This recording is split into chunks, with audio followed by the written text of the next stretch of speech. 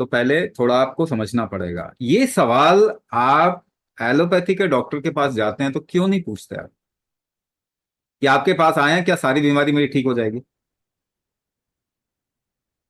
ये आप क्यों नहीं पूछते?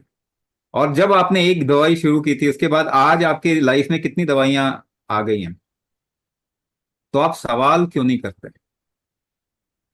क्योंकि वो आपको बोलेंगे तो ठीक ही नहीं होता। मगर फिल इन द ब्लैंक्स किया करो, ये ठीक नहीं होता दवाई से, फिर भी आप वहीं जाके लाइन लगाते हो। 100 साल में एक भी डायबिटीज ठीक नहीं हुआ फिर भी वहीं जाके लाइन लगाते हैं।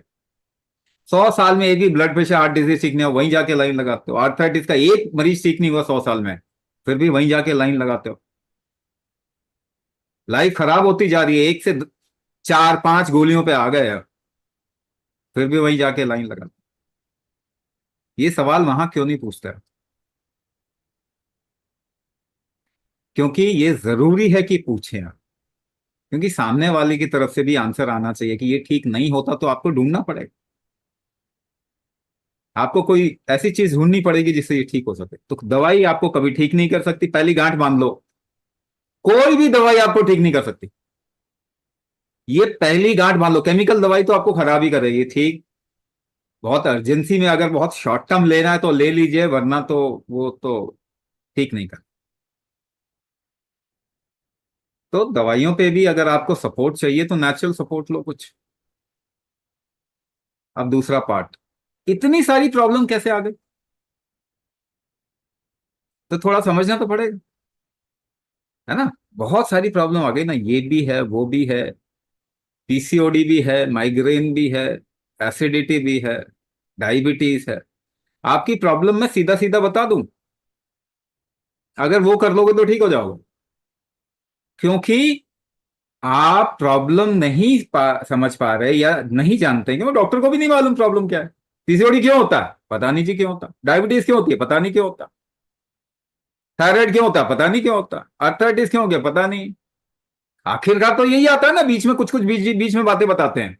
यूरिक एसिड बढ़ गया जी आपका, ये हो गया वो हो गया, मगर वो क्यों हुआ पता नहीं जी क्यों। इन्फेक्शन को छोड़ के किसी बीमारी का भी पता है या ठीक होती है? नहीं होती जी। 80% बीमारियां ठीक नहीं होती। तो आप लोग क्या करते हैं आपकी लाइफ में, आपकी मर्जी। लेकिन समझना सबके लिए जरूरी है, और मैं बता रहा हूं बार बार, आप लोग समझदार लोग। प्रॉब्लम सिर्फ इतना है कि थोड़ा पढ़ लिख गए हैं, पढ़े लिखे लोग इतने समझदार नहीं होते। तो इसको अपनी समझदारी अपनी विजडम से समझ, थोड़ी पढ़ाई लिखाई को साइड में रखो। अब समझ, एसिडिटी जिसे हम कहते हैं ना, वो उसके दो तीन कारण है। उसमें एक कारण बता रहा हूं, ये पर्टिकुलरली आपका बता रहा हूं मैं, ठीक है ना। ये रिद्धि डागा जो है उनका बता रहा हूं।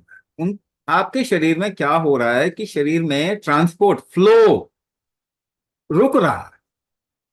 तो आपका भोजन को नीचे फ्लो होना चाहिए, एसिड को नीचे की तरफ में यूज होके चले जाना चाहिए। वो क्या ऊपर आ रहा है, आप उसे एसिडिटी बोल रहे हो, यानी फ्लो नहीं हो रहा, नीचे नहीं जा रहा।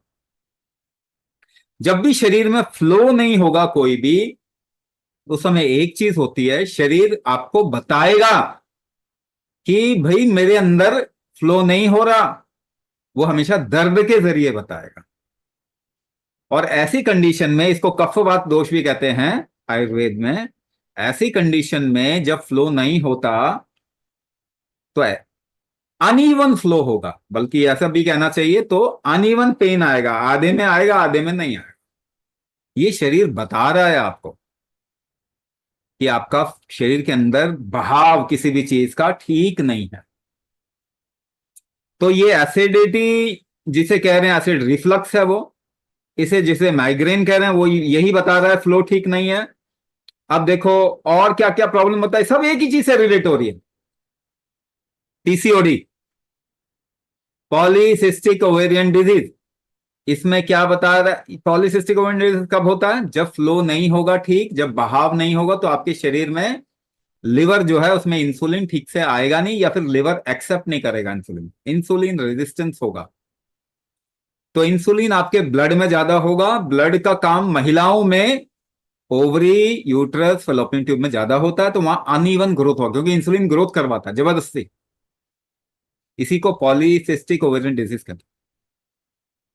इसमें हार्मोन फ्लो का भी एक रोल है, हार्मोन भी फ्लो ठीक नहीं होगा तो फिर पीसीओडी। दोबारा से, हार्मोन, इंसुलिन भी हार्मोन ही है, फ्लो ठीक नहीं हो रहा। डायबिटीज क्यों है? फ्लो ठीक नहीं हो रहा, इंसुलिन रेजिस्टेंस डायबिटीज है।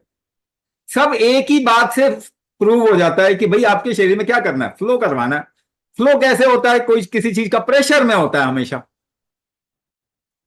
आपकी चाय की छन्नी ब्लॉक हो गई, मलाई जम गई, क्या करोगे? ऊपर से चम्मच से प्रेशर मारोगे, ठीक निकल जाएगा। शरीर के अंदर प्रेशर कैसे क्रिएट करोगे आप? सांस रोक के। और कोई तरीका है? कोई और तरीका नहीं। तो कुंभक से ये सारी चीजें ठीक हो जाएंगी, क्योंकि सारी चीजें फ्लो के ऊपर, यानी बहाव नहीं हो रहा, शरीर में रुकावट हो रही है, उसके ऊपर प्रेशर से सारी चीजें ठीक हो जाएंगी, ये सारी बीमारियां ठीक हो जाएंगी। तो बीमारी को अलग अलग नाम देने का फैंसी आइडिया जो है ना, वो तब आता है जब बीमारी ठीक कोई होती ही नहीं है, कर ही नहीं सकते। तो 10 नाम दे दिए, आप भी सोचेंगे अरे मुझे तो इतनी बीमारियां हैं, अब मैं ठीक तो हो नहीं सकती। मगर आप बिल्कुल ठीक हो सकते हैं। ये बात समझिए, आप अपनी समझदारी को इस्तेमाल कीजिए, पहले आपकी प्रॉब्लम का कारण, जड़ पता कीजिए। अगर उसको सही करेंगे तो ठीक हो जाएंगे। इसमें थोड़ा आयुर्वेदिक सपोर्ट भी आप लिया जा सकता है, मगर देखो कुंभक का कोई ऑप्शन नहीं। दवाई आपको ठीक नहीं कर सकती, का चाहे कोई भी दवाई हो, केमिकल हो, नेचुरल हो, कोई भी दवाई, दवाई आपको ठीक नहीं करती, शरीर करता है ठीक आपका। उसको सपोर्ट करो, ठीक हो जाए।